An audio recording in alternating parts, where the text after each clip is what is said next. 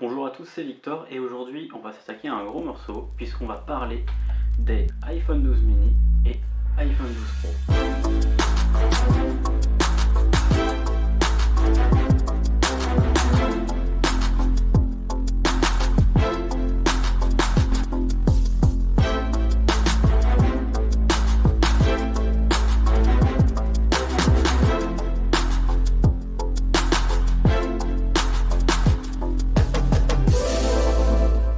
L'iPhone 12 mini et l'iPhone 12 Pro sont deux des 4 nouveaux smartphones annoncés par Apple en octobre 2020. Dans cette gamme, on a eu l'iPhone 12 mini avec un écran de 5,4 pouces, l'iPhone 12 et l'iPhone 12 Pro, tous les deux avec des écrans de 6,1 pouces, et l'iPhone 12 Pro Max qui passe à un écran de 6,7 pouces. C'est la première fois qu'Apple vous laisse autant le choix au niveau des tailles d'écran. Alors est-ce que d'un côté l'iPhone 12 Pro a de pro que le nom? Est-ce que l'iPhone 12 mini est réellement une version mini? Est-il moins puissant, moins bon en photo? C'est ce qu'on va voir tout de suite.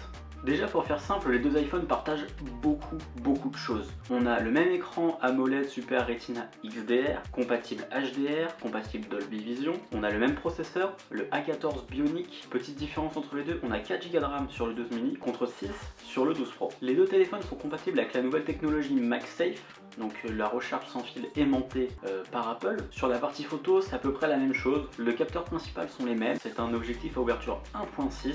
Le grand angle est le même. Par contre, le 12 Pro aura le téléobjectif que n'a pas le 12 mini, ainsi qu'un capteur LiDAR pour les portraits de nuit, à améliorer tout ce qui touche à tout ce qui est de nuit, et pour la modélisation 3D. Petite différence aussi, ça sera au niveau de la taille de la batterie, puisque la batterie du 12 mini est plus petite bien évidemment que celle du 12 Pro. On le voit au niveau du format. Pour le reste, on est sur des téléphones qui sont pareils.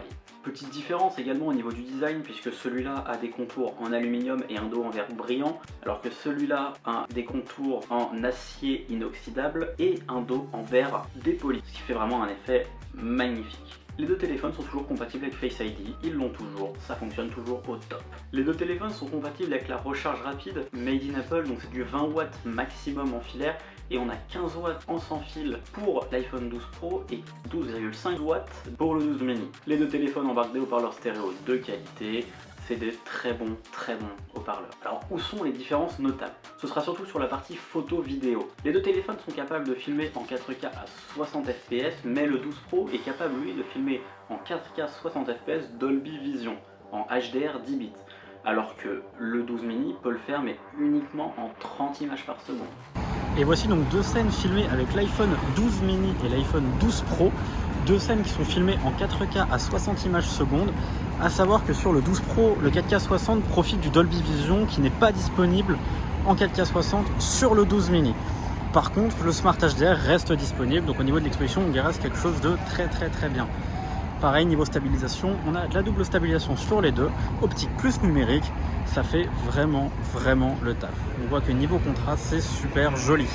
Et voici donc un deuxième test avec la caméra avant, toujours. On profite du Smart HDR, mais on voit que l'exposition est bien meilleure sur l'iPhone 12 Pro. Pareil, la stabilisation est un petit peu meilleure, j'ai l'impression. On va voir ce que ça donne en post-prod. On le voit également au niveau de l'exposition et de la gestion du HDR en vidéo avec le 12 mini et le 12 Pro. Le 12 Pro s'en sort quand même nettement mieux, que ce soit sur la caméra arrière ou la caméra avant. D'un point de vue photo, ce sera la même chose sur l'objectif principal, pareil sur le grand angle. Les photos sont super jolies, très bien détaillées, très bien contrastées. Par contre, petite mention spéciale au téléobjectif du 12 Pro qui permet du coup un mode portrait beaucoup plus naturel avec une focale 52 mm qui rend beaucoup mieux sur les photos. Ce sont également les premiers iPhones à être compatibles 5G. La 5G est officiellement disponible depuis hier en France, donc on va pouvoir commencer petit à petit à profiter du déploiement de la 5G avec les forfaits qui sont compatibles bien entendu, pouvoir tester, voir les débits que peut nous donner cette 5G, voir s'il y a un réel changement aujourd'hui ou si c'est pas encore la peine de changer. Moi je vous avoue que j'ai vraiment eu un coup de cœur pour le format du 12 mini. Ça faisait longtemps qu'on n'avait pas vu de petits téléphones comme ça. Le dernier que j'ai pu essayer qui était dans cet ordre de taille, c'était le Galaxy S10e de Samsung, qui a déjà 2 ans maintenant. C'est un téléphone qui était petit, mais qui faisait 5,8 pouces. Là, on est sur 5,4, donc encore plus petit. C'est un format qui, tout simplement, est petit, oui, mais qui tient tellement bien en main, qui nous permet de l'utiliser à une main sans problème, de le glisser dans la poche pareil sans problème. On peut même l'oublier tellement qu'il est petit, tellement qu'il est léger. Alors que le 12 Pro, lui, a un écran de seulement entre guillemets 6,1 pouces, on a l'impression qu'il est vraiment beaucoup plus gros par rapport à l'autre. A savoir qu'il y a quand même une différence de prix assez importante pour ces deux modèles, puisque le 12 mini est proposé à partir de 809 € en version 64 Go et le 12 Pro est proposé à partir de 1129 € en version 128 Go.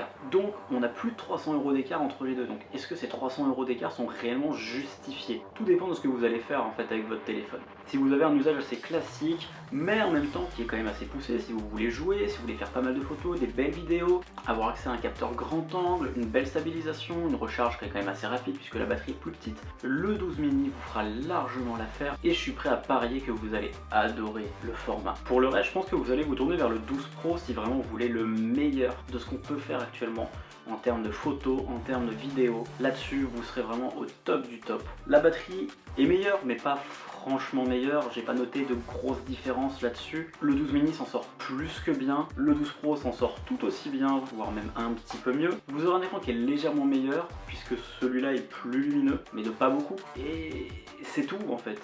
Hormis la petite différence de design et le plan de la photo, prendre l'iPhone 12 mini n'est pas un mauvais choix. C'est pas parce qu'il y a écrit mini dans le nom que le téléphone est mauvais. Beaucoup de personnes ont ça en tête puisqu'à l'époque, Samsung sortait des S3, S4, S5 mini qui étaient des versions moins puissantes des Galaxy S3, S4, S5, qui étaient plus cheap et qui étaient vraiment entrée milieu de gamme. Là, avec cet iPhone, on se retrouve vraiment avec les mêmes composants, la même chose, juste dans un format plus réduit. Avec ça, vous avez iOS dessus, donc au moins 5 à 6 ans de mise à jour majeure. Vous allez être tranquille un bon moment si vous gardez vos téléphones longtemps. Vous êtes tranquille. Et au final, 800 € maintenant, on n'est pas dans le haut du panier niveau prix. Beaucoup de téléphones coûtent aussi cher, voire même plus cher. Donc je pense que si vous voulez investir pour quelques années, prenez cet iPhone 12 mini. Si vous êtes un professionnel de la photo et que vous voulez une bonne caméra d'appoint en plus de votre appareil photo ou de votre caméra, n'hésitez pas à partir par contre sur le 12 Pro qui sera bien meilleur et qui arrivera à vraiment faire des super choses en production. Voilà, si la vidéo vous a plu, n'hésitez pas à mettre un petit pouce en l'air, ça me ferait très plaisir, à partager la vidéo ou à vous abonner. N'hésitez pas également à réagir dans les commentaires si vous avez des choses à dire, s'il y a des choses que j'ai oublié de mentionner, n'hésitez pas à m'en faire part. Moi je vous dis à la prochaine, c'était Victor, salut!